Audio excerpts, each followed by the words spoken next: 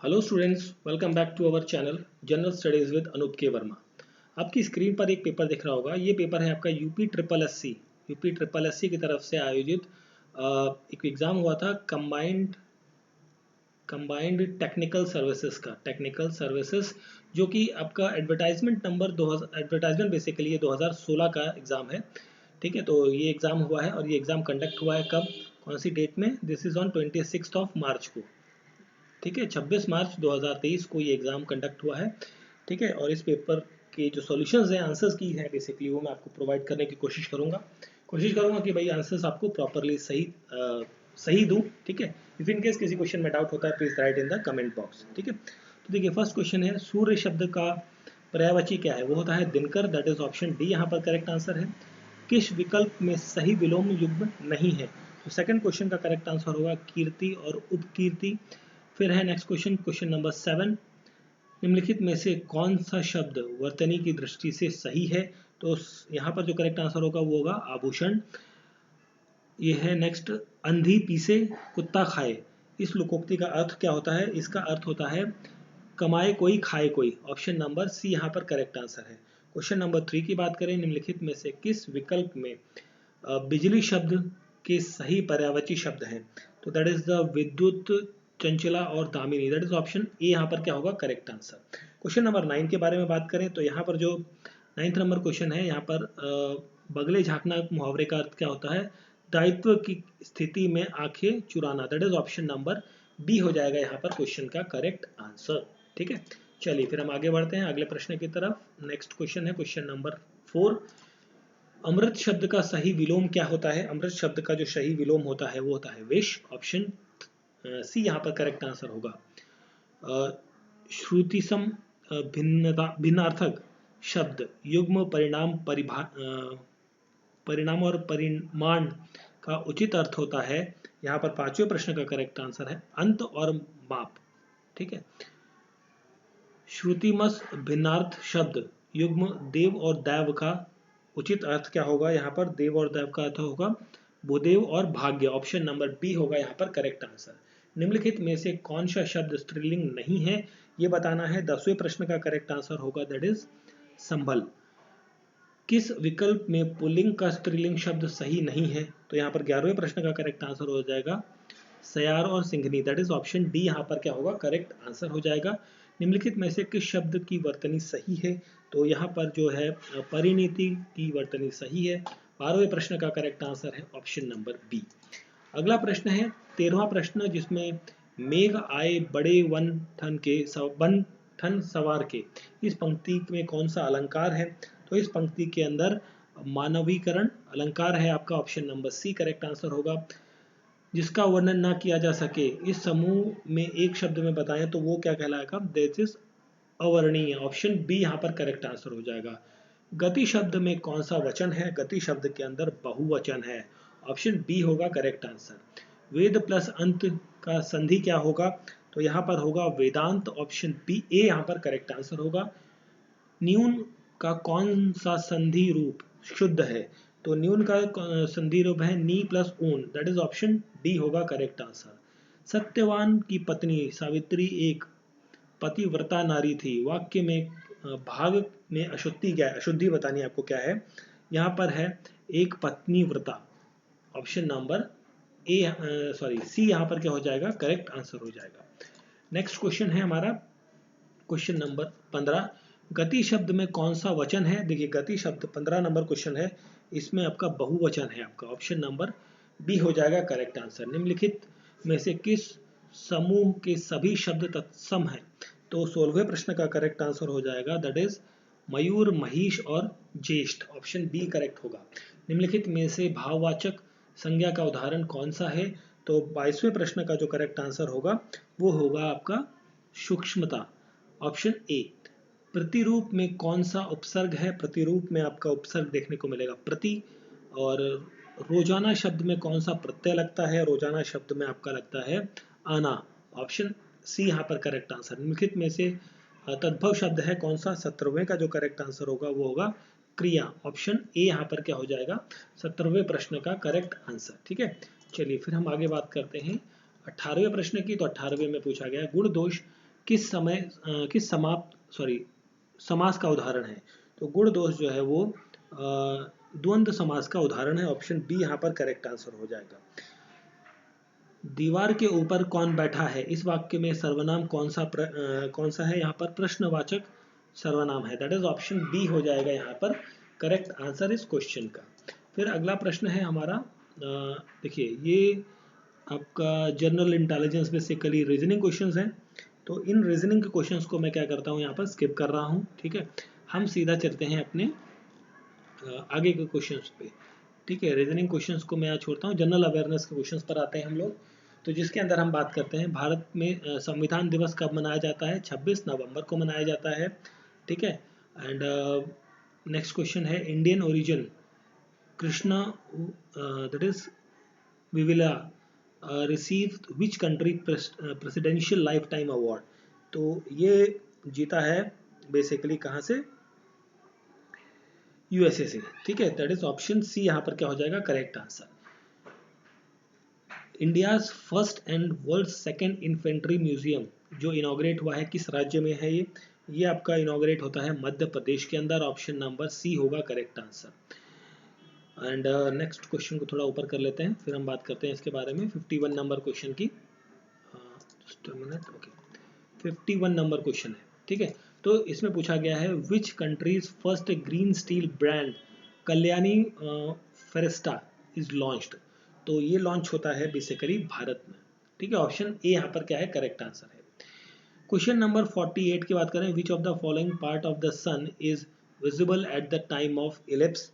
सो यहाँ पर जो है कोरोना आपको देखने को मिलता है। ऑप्शन बी यहाँ पर करेक्ट आंसर हो जाएगा। क्वेश्चन नंबर 52 की बात करें, Veda which is partly a prose work of? So 52 का जो करेक्ट आंसर होगा that is the Yajurveda. Option number C हो जाएगा यहाँ पर करेक्ट आंसर।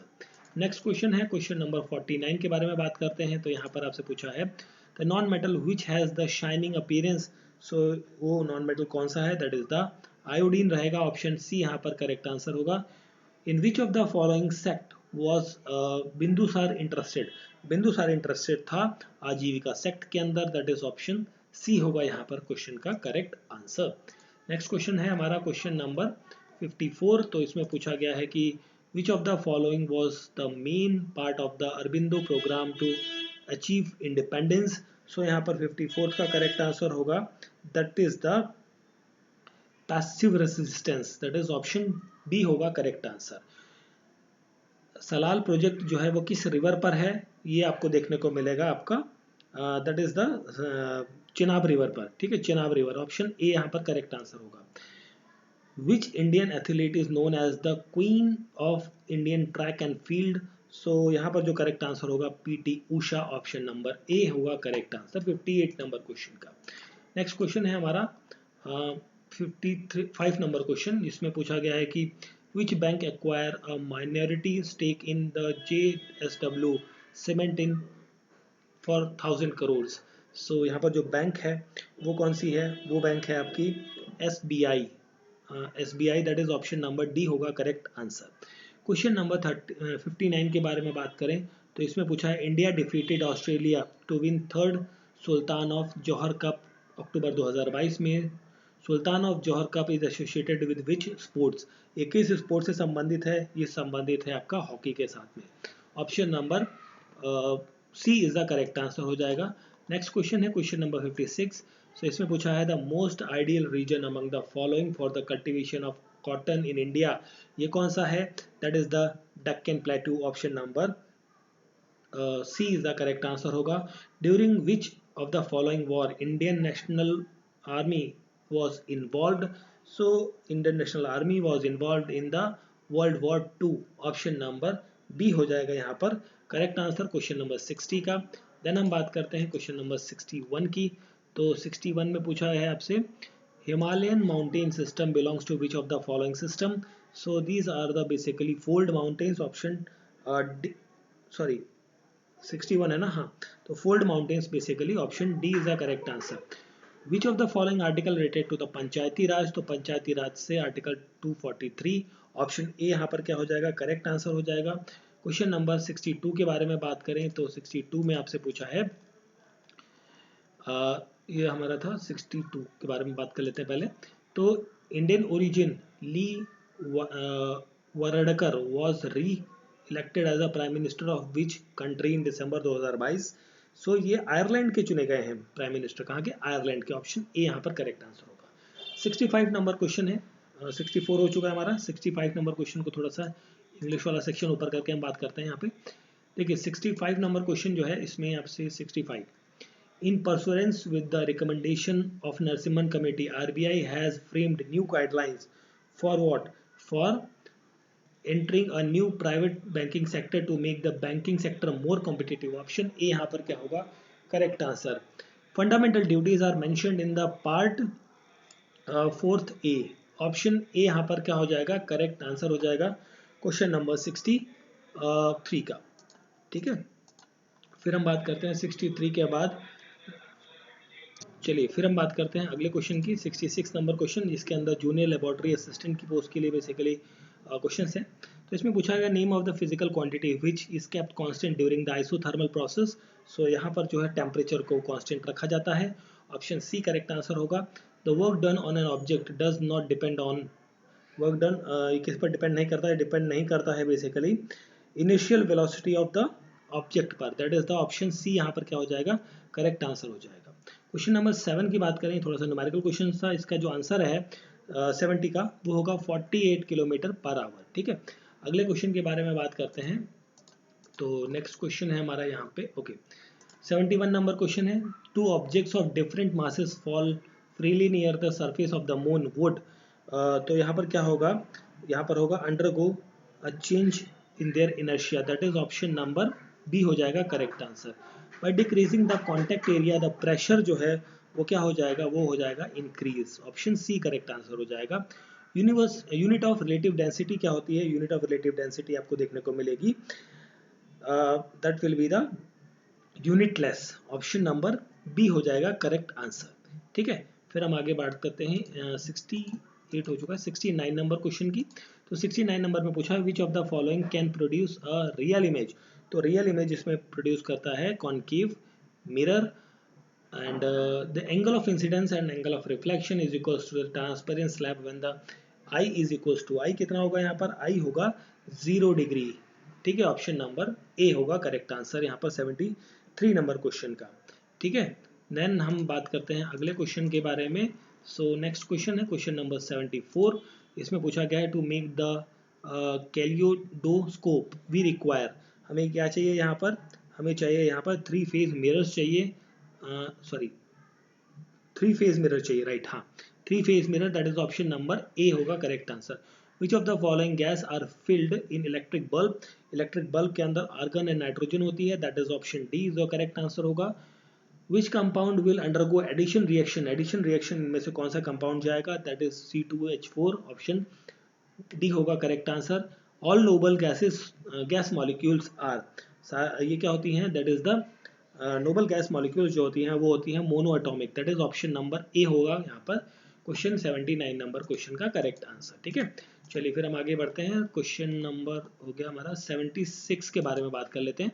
तो cholera is a part of, कॉलेरिया नहीं, सॉरी कोकला नहीं, क्या बोलेंगे इसे? हम बोलेंगे कोकिलिया। कोकिलिया, ठीक है, cochlea is a part of, cochlea जो है बेसिकली ये किसका पार्ट है?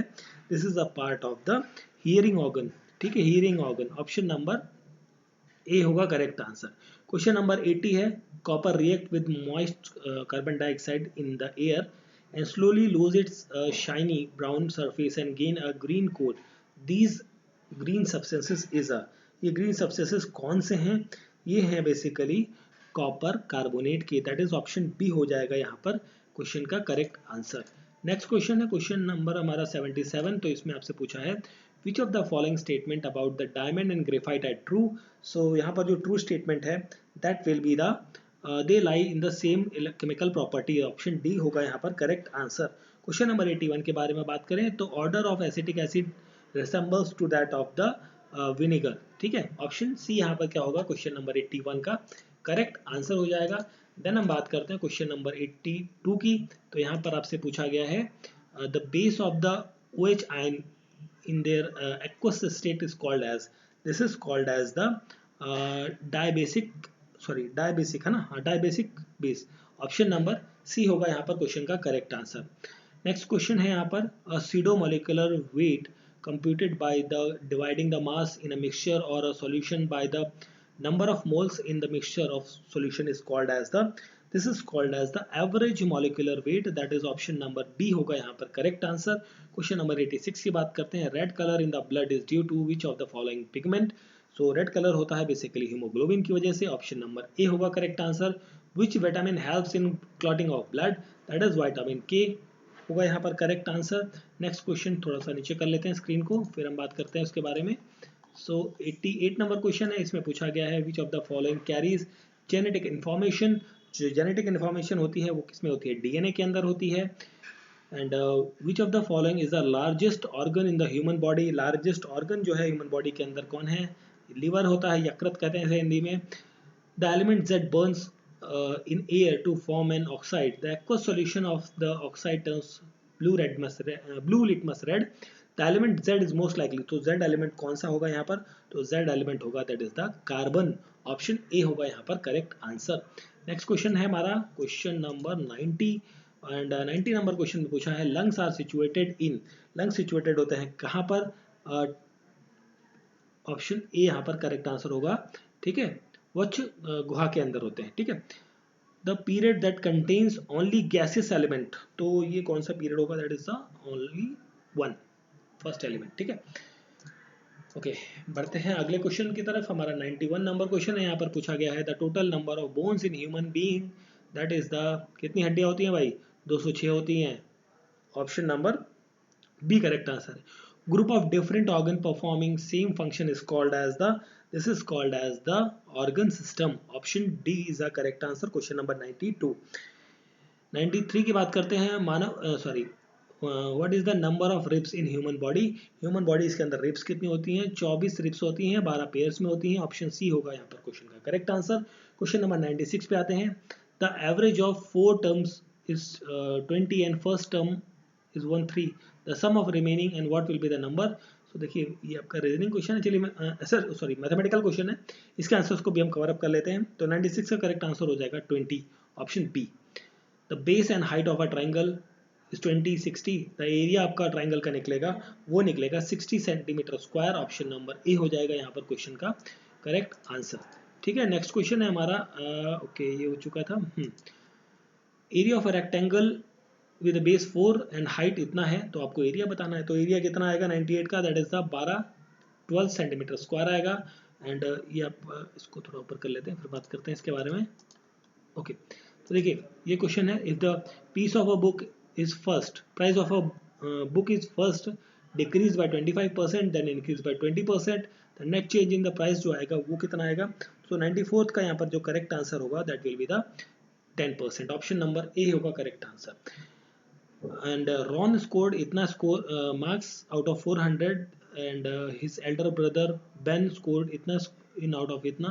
Who scored better in percentage. तो यहाँ पर जो Ben होगा वो होगा करेक्ट आंसर. Ben ज़्यादा मार्क्स स्कोर कर रहा है इन परसेंटेज टर्म में. नेक्स्ट क्वेश्चन है हमारा question number 99. If the volume of the cube is given as 1331, so length of the its edge आपको बताना है. तो 99 का करेक्ट आंसर यहाँ पर आपको मिलेगा 1 centimetre. and a cylinder has its base area equal to the इतना and height इतना है. and what is the volume of the cylinder आपको कितना मिलेगा, ये मिलेगा 231 सेंटीमीटर स्क्वायर. ठीक है, so this is the solution of the paper. Paper हमारा कौन सा था, this was the paper of UP SSC combined technical exam या टेक्निकल सर्विसेज की बात करूँ तो मैं CTS लिख दिया शॉर्ट में मैंने से. तो एडवर्टाइजमेंट था इसका 2016 का, इसका पेपर आपका कंडक्ट हुआ है 26 मार्च के अंदर 2023 में. ठीक है, तो दिस वाज द सॉल्यूशन. इसके अंदर हमने सारे क्वेश्चंस किए, बस आई थिंक मैंने रीजनिंग के क्वेश्चंस यहाँ पर स्किप कर दिए हैं. तो बाकी सारे क्वेश्चंस के आंसर्स मैंने आपको प्रोवाइड करने की कोशिश करी है. तो आप लोग मैच कर सकते हैं आपके कितने आंसर्स करेक्ट हैं यहाँ पर. ठीक है, तो वीडियो अच्छा लगा है तो आपको क्या करना है भाई, लाइक करना है, शेयर करना है, और अगर जो चैनल पर आप नए हैं तो प्लीज़ चैनल को सब्सक्राइब ज़रूर करें. मिलते हैं किसी और पेपर के सॉल्यूशन के साथ.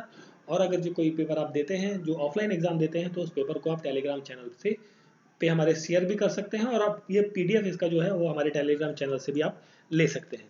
So thank you for watching.